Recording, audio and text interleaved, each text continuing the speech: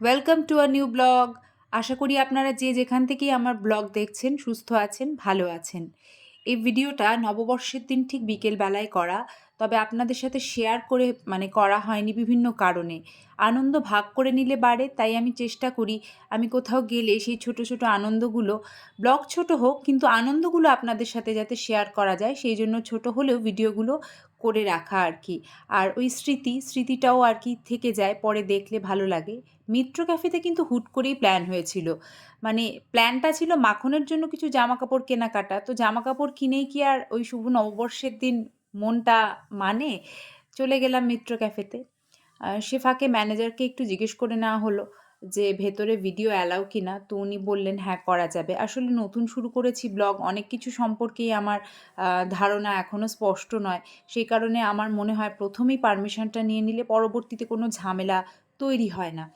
তো যেহেতু আমি ফুড ব্লগ করি না, আর এই ব্লগটা রিভিউ বিষয়কও না, আমার আনন্দটাই ভাগ করে নেওয়া, তার মাঝখানেই আপনাদের সাথে গল্প করা, অর্থাৎ আমার শহরে মিত্র ক্যাফের আউটলেট কেমন, তার ভেতরের পরিবেশ সমস্তটাই ভিডিওর মাধ্যমে খানিকটা ধারণা আপনাদের কাছে তুলে ধরতে পারবো বলে আশা রাখি। আপনারা দেখতে থাকুন। ভেতরটা এত সুন্দর, ভিডিও করতে ব্যস্ত হয়ে গেলাম। আর মিত্র ক্যাফেতে এসে মেনু কার্ড দেখার সেরম কোনো দরকার হয় না, কারণ ফিশ কাটলেট, ফিশ কবিরাজি এসব মাথায় নিয়েই মিত্র ক্যাফেতে আসা। খুব একটা বেশি ভিড় ছিল না সেদিন সন্ধ্যের দিকটায়, আমরা যে সময়টায় হাজির হয়েছিলাম। আর মাখন এর মাঝখানে কনফার্ম করে নিচ্ছিল যে ওর চাউমিনটা অর্ডার করা হয়েছে কিনা। যেখানেই যায় চাউমিন খায়। আর ভিড় বেশি না থাকায় আমাদের খাওয়ার চটপটই এসে গেছিলো, খুব একটা বেশি দেরিও হয়নি। চিকেন কাটলেট আর ফিশ কবিরাজি এরম কিছু ব্যাপার একটা ছিল। ওই চিকেন আর ফিশের ব্যাপারটা আমি একটু গুলিয়ে ফেলেছি, তবে এরমই কিছু ছিল।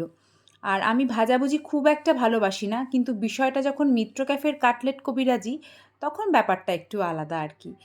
আর গোটাটা আমি খেতে পারি না, এই রেগুলার সাইজটা ভাগ করেই নিই। হাজব্যান্ডকে তুলে দিচ্ছিলাম।